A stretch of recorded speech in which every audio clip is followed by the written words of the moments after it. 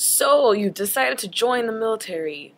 Good for you. Now, what happens when you decide to join the military? You say, okay, you talk to your recruiter, whichever branch you decide to go into, and you fill out some paperwork, whatever the case may be. Each branch functions differently and has different prerequisites. Long story short, you take the ASVAB and all that, you get your scores, your recruiter says, alrighty then, time for you to go to MEPS. Well, MEPS is a military entry processing station, and you are there for the entire day, okay? If you haven't taken your ASVAB, you will take your ASVAB that day, and then you will go ahead and go through the physical, medical, everything and anything you could possibly think of, you're going to go through at MEPS. Now, it's a long, tiring day, and it all begins when you go to your recruiter's office. Okay, you go to a recruiter's office and they take you, in their car, the nice U.S. government recruiting car, to the hotel. It'll probably be you and a group of people from your recruiting office that are going to go ahead and join you throughout your process and day at MEPS the next day.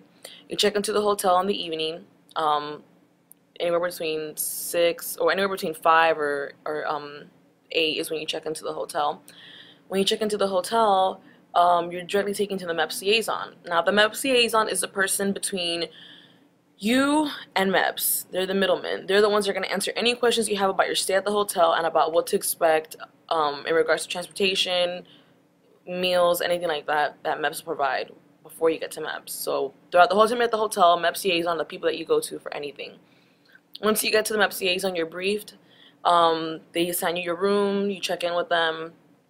And they give you a map of the hotel. They have wake up calls, times to you could eat your breakfast and your dinner, and you get 2 meal tickets, one for dinner that same evening and one for breakfast the next day. Your wake up call is at 4:30. I woke up at 4 o'clock because I didn't want to go ahead and be like 5 more minutes, and I would never gotten up. So I put my alarm clock real early. As for some tips I'd recommend for you guys, that while you're at MEPS while you're at the hotel waiting to go to MEPS the day before or the night before, do not go into the pool if the hotel has a pool. Why? Well, if you get into the pool, you're going to get water in your ears, okay? When you do, what's going to happen the next day, you're going to have a hearing test, and you're not going to pass the hearing test. That could keep you from getting a job that you want in the branch you're going to. Don't take the risk. You go to the pool anytime you want, okay? The next one would be, next tip I recommend is do not work out if you haven't worked out in days. And if you're going to work out, don't work out a part of your body you haven't worked out in days. As a matter of fact, don't work out at all.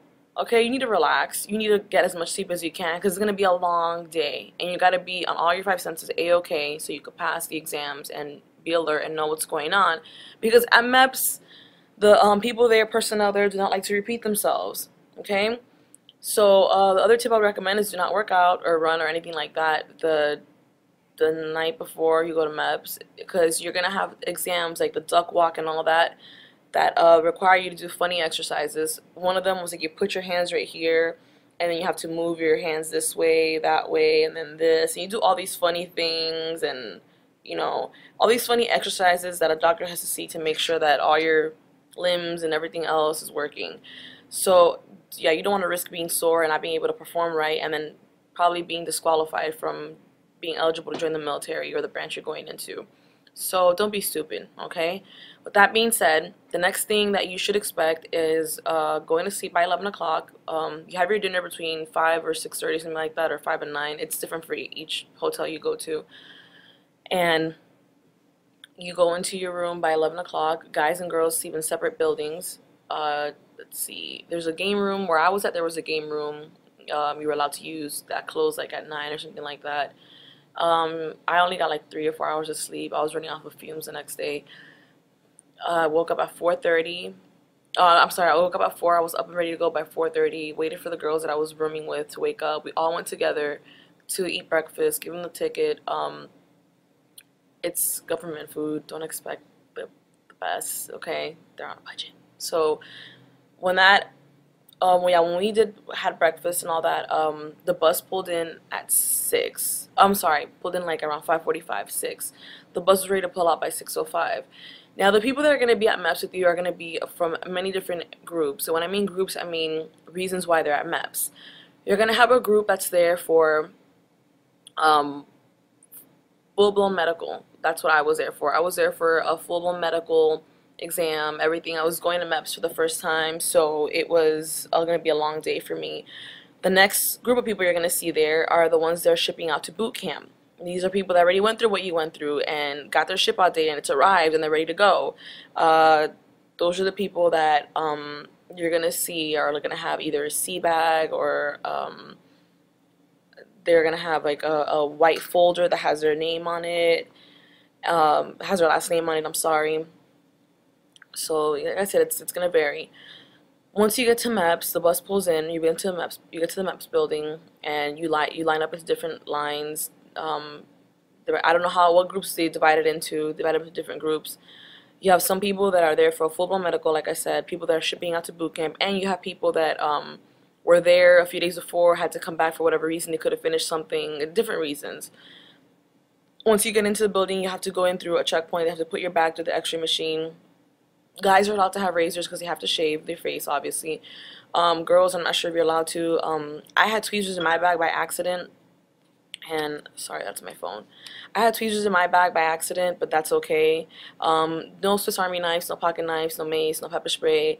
Nothing that's dangerous. Like, for example, if you can't put it on a carry-on bag in an airport, don't take it with you to MEPS, okay? Like, when you weapon-wise, okay? That's just to be on the safe side, because you don't want to be disqualified. Okay, after that, you go in. As soon as you go in and you have your bag through the checkpoint, all that, as soon as you go in, oh, and one more thing before I forget, make sure you have your social and your license or some form of ID on you. You're going to need those two IDs all the time with you the whole day. Once you pass your bag through the security, you put it in the baggage room, and then you go to your service liaison.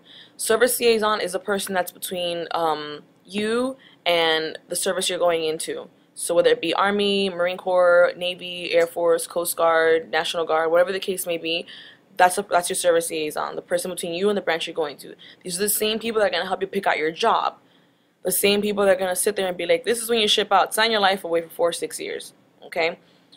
As soon as you're done, as soon as you're done, like I said, checking your bag, you go straight to your service liaison, and they give you a sticker that you're going to put on your right hand, or your right shoulder area.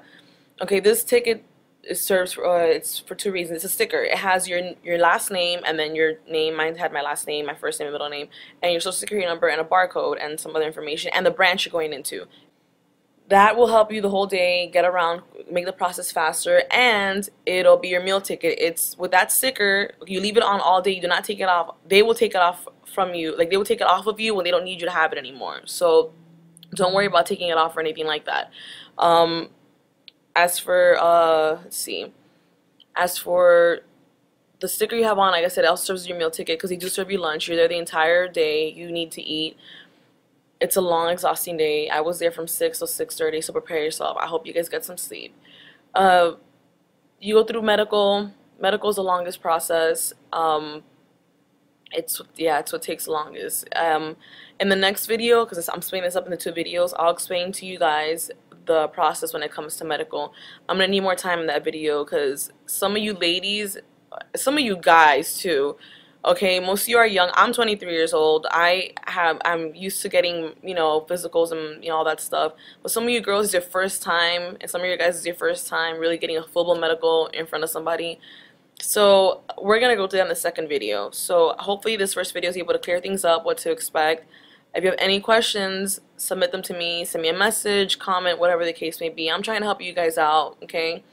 Like I said, any questions, let me know. In the second video, I'll go into detail about medical at MEPS and everything else after. So stay tuned and check into part 2.